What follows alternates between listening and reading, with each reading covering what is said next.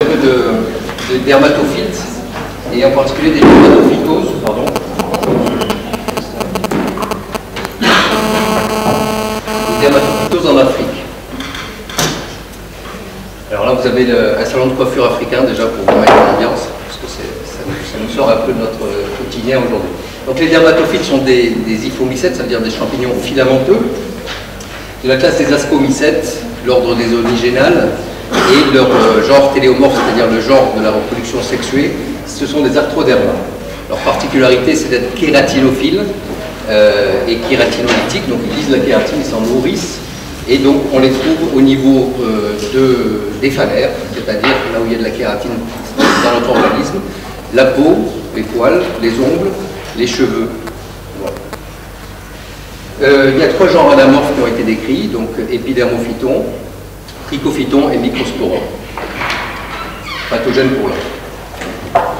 Donc selon la localisation, ils donnent des maladies qu'on appelle des épidermophysites de la peau glabre, ou bien des intertrigaux au niveau des plis. Au niveau du cuir chevelu, ce seront des teignes. Pour la barbe et la moustache, on appellera ça un psychosis. Et au niveau des ongles, on appelle ça une onychomycose. Il n'y a pas d'atteinte muqueuse.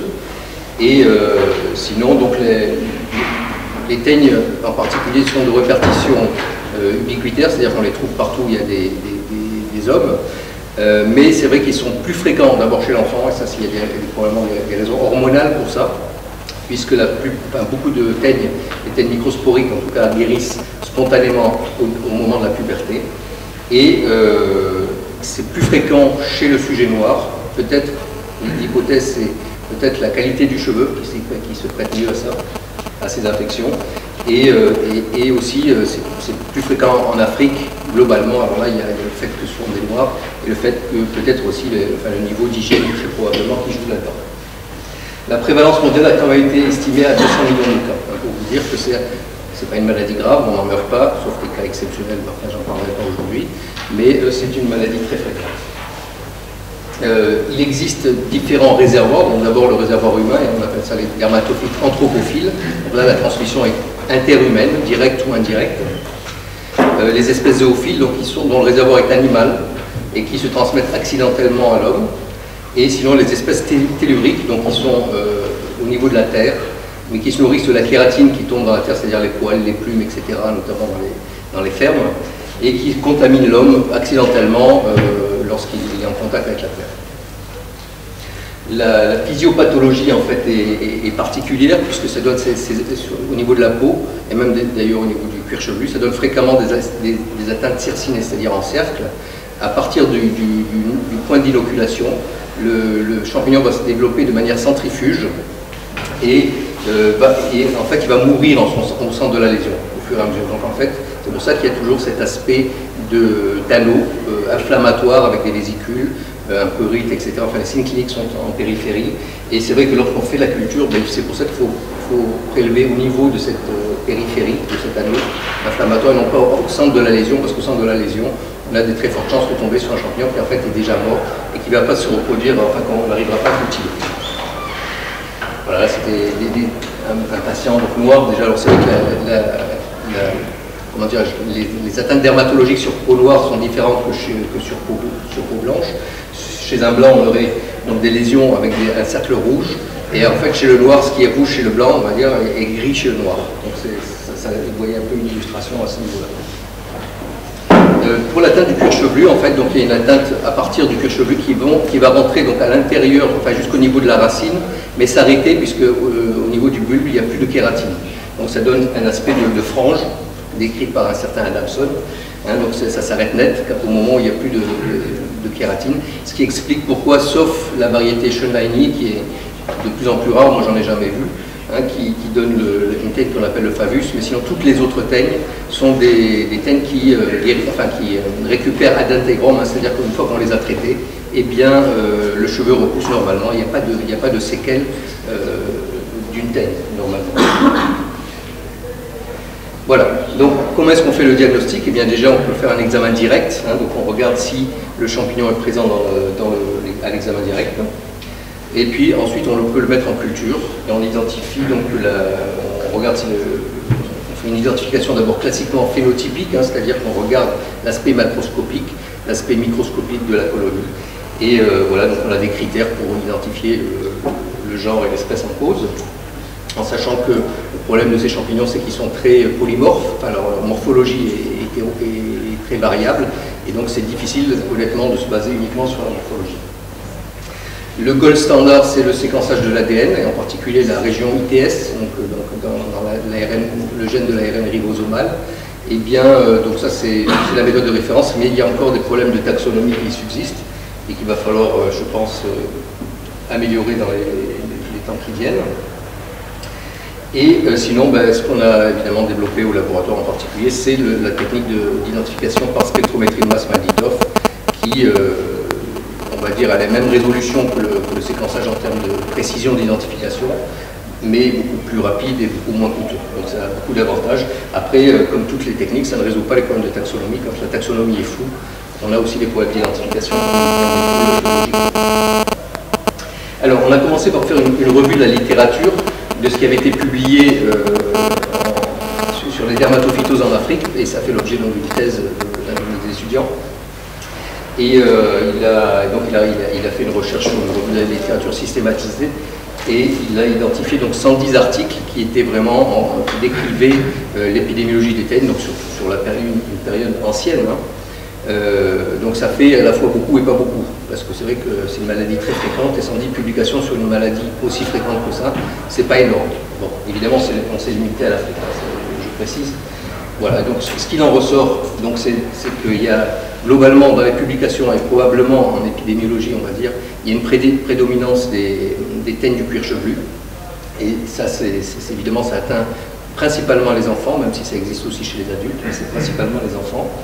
Donc la prévalence mondiale estimée, donc il y a un consortium qui s'appelle LIFE, c'est Leading International Fungal Education, qui essaye d'estimer comme ça la prévalence, enfin le poids pour la santé publique de ces mycoses.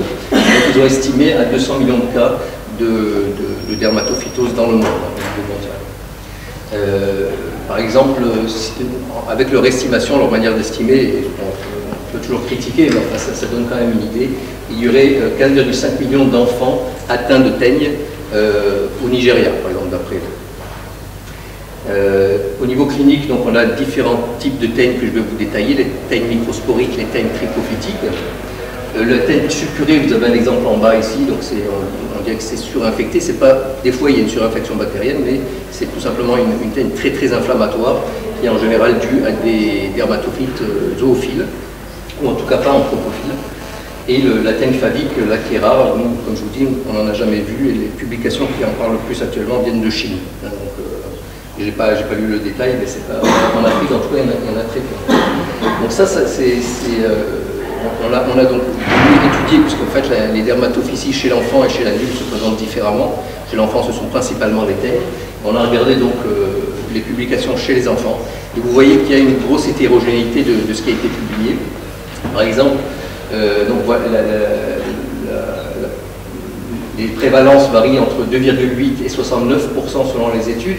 Alors ça, c'est l'étude tunisienne, qui est en fait une étude basée à l'hôpital. C'est une étude de laboratoire qui nous donne l'incidence des teignes, mais dans une population de personnes qui viennent consulter pour une dermatophysie. Donc ça ne reflète pas la prévalence dans la population générale, sans doute. Il y a d'autres études qui sont basées donc, chez les enfants en âge scolaire. Ça paraît plus représentatif de l'épidémiologie. Mais vous voyez que dans un même pays, quand on prend le Nigeria par exemple, les prévalences sur des effectifs quand même assez importants peuvent varier entre 2,8 et 41% au sein d'un même pays. Alors c'est vrai que le Nigeria est un grand pays, il y a sûrement des différences entre les deux sites d'études, mais qu'il y a un gros problème d'hétérogénéité de ces études. Et on retrouve la même chose chez les adultes. Alors là, je ne vous détaille pas, mais c'est vrai qu'on a des études faites chez des patients hospitalisés avec des pathologies particulières. Donc, des fois, c'est le sida. Il y en a chez les prisonniers, il y en a chez les militaires. Et évidemment, là, on s'intéresse plus aux atteintes des pieds en particulier. Hein, donc, on n'a pas du tout la même description. Donc, quelque chose aussi très, très hétérogène.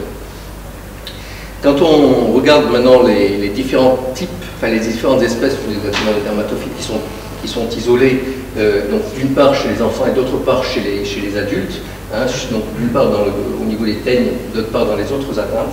Donc déjà vous voyez qu'on a beaucoup plus de données hein, sur les teignes du cuir chevelu, donc c'est vraiment comme ça qu'on voit les dermatophytes en Afrique dans la littérature actuellement. Et on voit qu'il y a donc en violet vous avez le Trichophyton violacéum qui semble assez bien réparti un peu partout, sauf en Afrique de l'Ouest, où à sa place, on va dire, où vous avez le Trichophyton sudanense.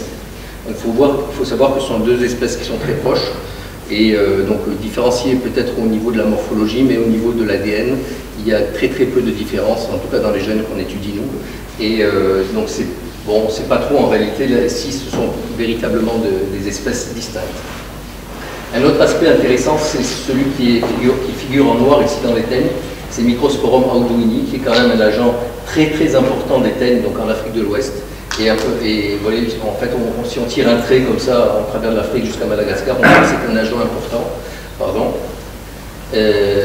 En revanche, on le voit très peu au niveau du Maghreb en particulier. Et vous remarquerez que cette espèce-là, qui figure aussi en noir ici, est très peu représentée, très rarement isolée à partir de la peau. C'est vraiment un agent de teigne principalement et de teigne anthropophile. Donc lorsqu'on fait l'analyse de la littérature, on arrive à mettre en évidence quelques facteurs favorisants. Hein, donc c'est d'abord effectivement le fait d'être enfant pour avoir une teigne. Hein, je vous ai dit qu'il y a des facteurs hormonaux qui jouent. Même si on décrit les teignes trichophytiques chez les adultes, c'est quand même quelque chose de beaucoup plus rare. Le fait qu'il y ait des épidémies dans certains milieux, bon, ben ça c'est connu, même chez nous, ça arrive dans les crèches, etc. Et puis l'exposition aux animaux de compagnie, ça favorise évidemment les teignes zoophiles, ça c'est certain. Après, le manque d'hygiène, la promiscuité, c'est évoqué, mais c'est pas si évident que ça. Le problème, c'est que dans une population qu'on étudie, lors des enquêtes, en fait, souvent le niveau est assez homogène, c'est-à-dire que soit ils sont tous en une promiscuité pour tout le monde, et donc du coup on n'arrive pas à sortir ça comme un facteur de risque évident. Donc on a noté l'âge, le sexe, les antécédents familiaux. Le sexe, c'est les garçons de manière préférentielle. Alors les facteurs liés au terrain, donc la prépuberté, éventuellement la ménopause. Il y a des publications qui montrent qu'après la ménopause, les femmes font plus de teigne du cuir chevelu. L'immunodépression, bon, ça c'est quelque chose qui n'est pas bien connu en Afrique, mais par exemple avec le sida, on a vu des formes en tout cas aggravées de dermatophytose. Donc les habitudes de vie, effectivement, notamment les habitudes de coiffure, les facteurs environnementaux avec le contact avec les animaux, les conditions d'hygiène, les facteurs socio-économiques et les facteurs géographiques. En particulier, on a observé que le climat pouvait éventuellement, enfin on soupçonnait que le climat pouvait jouer un rôle, puisque c'est vrai qu'un climat chaud et humide favorise la prolifération des champignons en général, et pourquoi pas des dermatophytes. Donc du coup, c'était un peu la question qu'on s'était posée, et pour voir un peu si le climat avait vraiment un impact sur l'épidémiologie des dermatophytes, on est allé au Mali, et on a fait 3 enquêtes transversales dans trois écoles, qui étaient situées dans 3 zones géographiques dans le même pays, mais avec des climats quand même assez contrastés. Donc ça, c'était la réunion avant, quand on mettait au point le protocole. C'était à la faculté de médecine de Bamako. Et voilà, donc on a décidé, bon, c'était avec l'équipe de Hugo Bamako, qui a, lui, il a des sites d'études du paludisme en particulier. Il a des sites d'études qui sont notamment un qui est localisé ici à Bandiagara, donc c'est en zone sahélienne. Vous voyez que le Sahélien, donc c'est relativement sec, avec une pluviométrie annuelle qui ne dépasse pas 600 mm d'eau. Ensuite, un autre qui était en périphérie de la ville de Bamako, en zone soudanienne, avec une pluviométrie qui est intermédiaire. Et le dernier site, qui se situe ici, en périphérie en fait, de la ville de Sikasso, qui est en zone de climat soudano-guinéen où les précipitations sont beaucoup plus abondantes, donc le climat est beaucoup plus humide. Hein, donc il y a vraiment un gradient climatique. Donc on a mis en place un plan d'échantillonnage aléatoire dans ces écoles, et donc on a demandé le consentement des parents, etc. Et en gros, processus qui avait été mis en place, c'est-à-dire qu'une fois que l'enfant a été randomisé, il était examiné, donc un examen clinique complet, un interrogatoire. Il y a la lampe de Wood, je vous montrerai, c'est une lampe à UV qui permet de voir s'il y a des fluorescences dans les teignes microsporiques. On prélevait donc toutes les lésions qu'on voyait à l'examen clinique. On faisait un examen microscopique qui permettait de dire oui, si oui ou non, on voyait déjà le dermatophyte en examen direct dans les cheveux ou dans la peau éventuellement. Et on ensemençait donc sur les milieux qui contiennent notamment de l'actidione.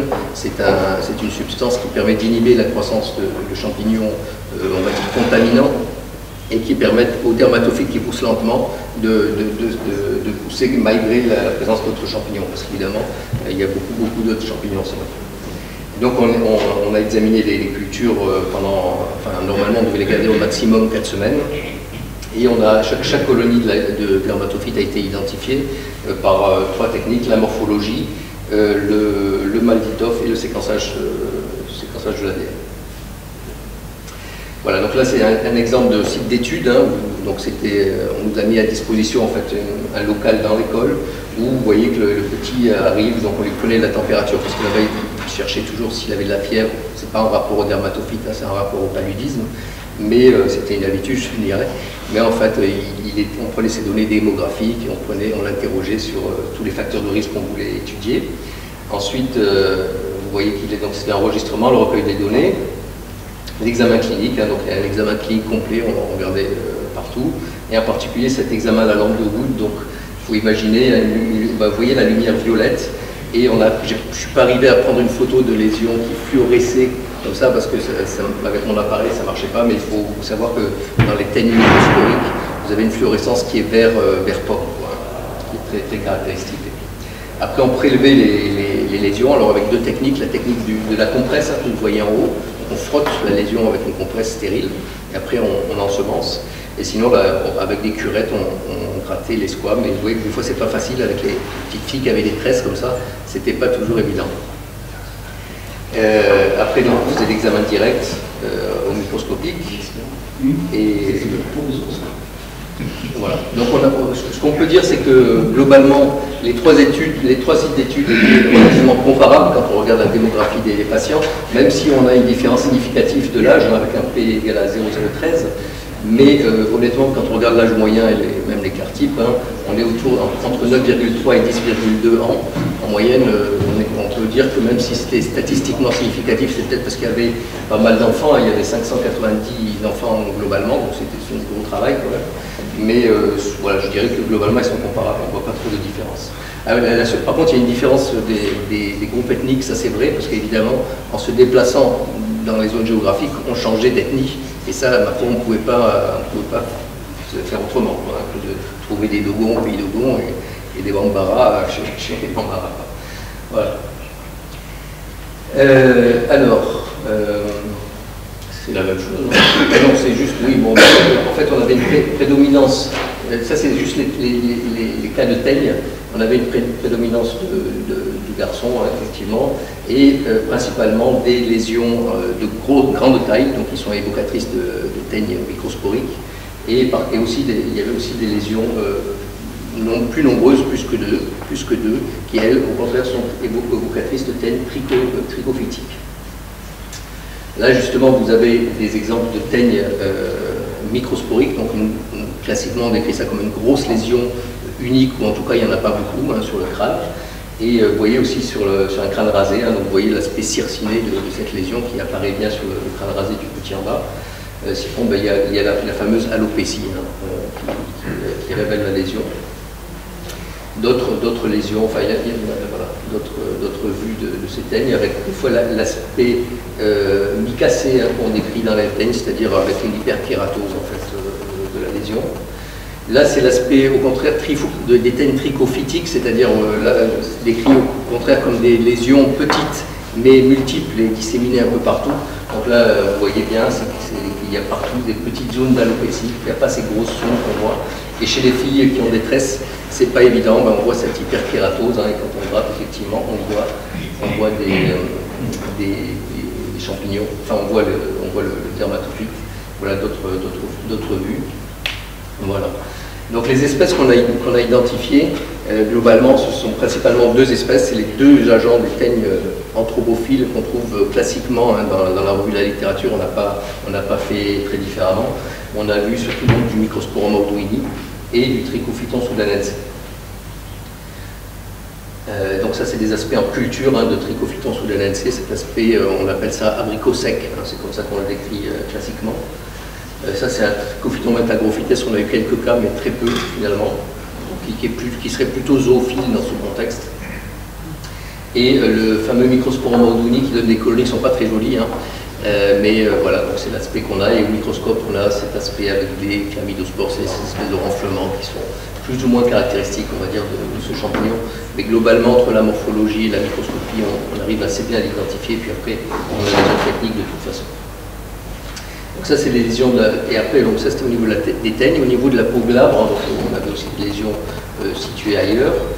Là, on a vu que c'était principalement donc, des teignes de la peau glabre, c'est-à-dire pas au niveau des plis, pas au niveau des pieds, hein, donc contrairement à chez nous, les dermatophytoses sont très rares au niveau des pieds en Afrique, probablement parce que les gens sont surtout pieds nus, en tout cas ils ont des chaussures aérées, donc il n'y a pas le facteur de macération qui est important chez nous.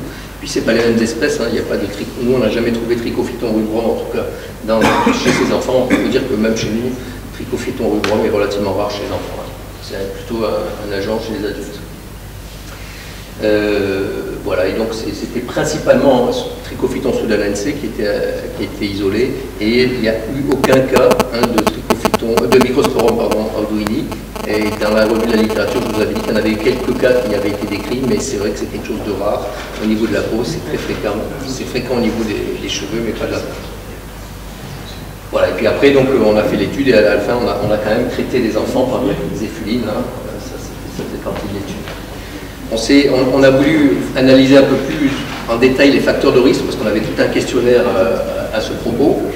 Et on a trouvé par exemple les habitudes de coiffure, hein, le fait de se faire coiffer à la maison, le fait de se raser la tête, et avait un effet. Mais en réalité, quand on regardait ce même effet chez les filles et les garçons séparément, donc ça c'est la deuxième partie du tableau, et bien on se rendait compte qu'en fait c'était les habitudes, c'est-à-dire que tous les garçons en gros se rasaient la tête, et ils avaient des teignes, enfin pas tous, mais en fait en séparant les gens, donc les filles se coiffaient à la maison, les garçons se rasaient la tête, et du coup l'effet disparaissait quand on analysait séparément les filles et les garçons, donc il y avait certainement une interaction.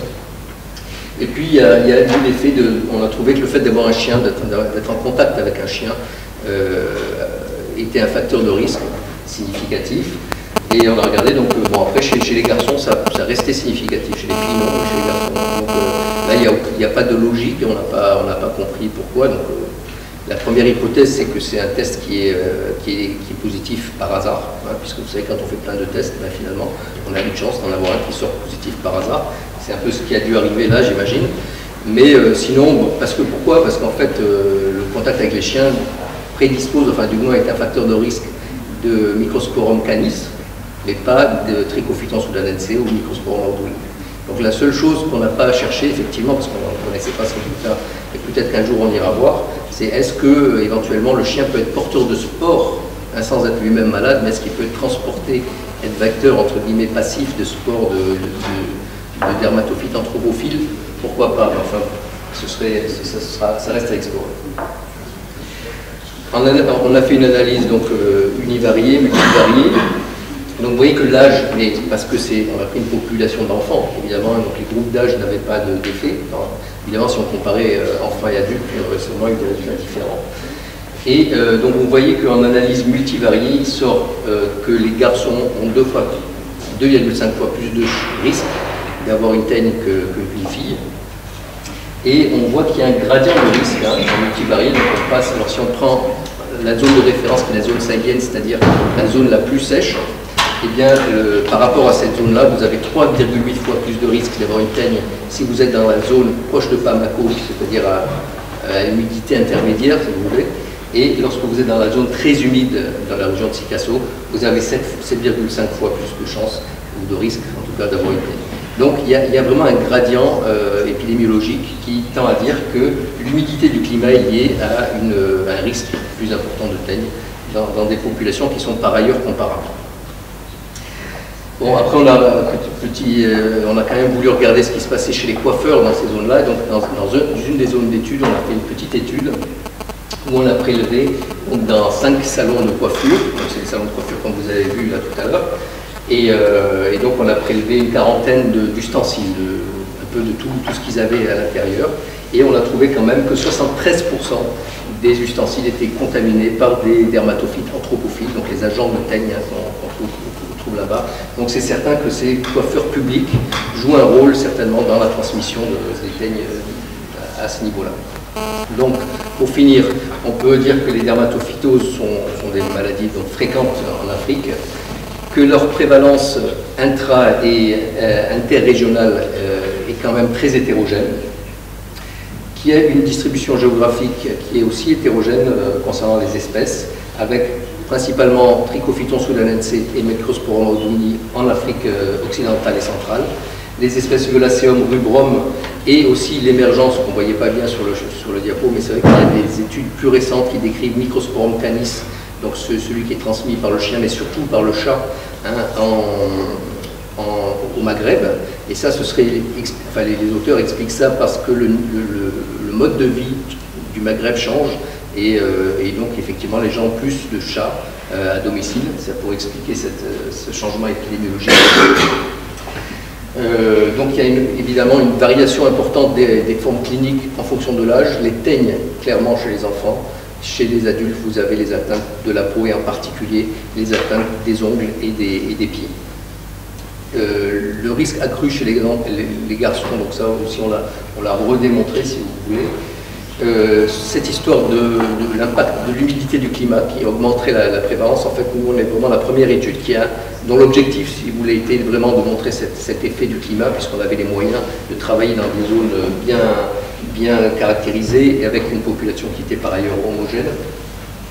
Et puis donc cette histoire de contamination des salons de coiffure qui tend à dire que les coiffeurs en tout cas jouent un rôle non négligeable dans la transmission de ces dermatophytes, en particulier des teignes.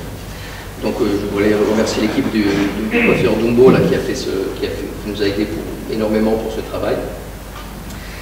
Et je vous remercie pour votre attention. Merci.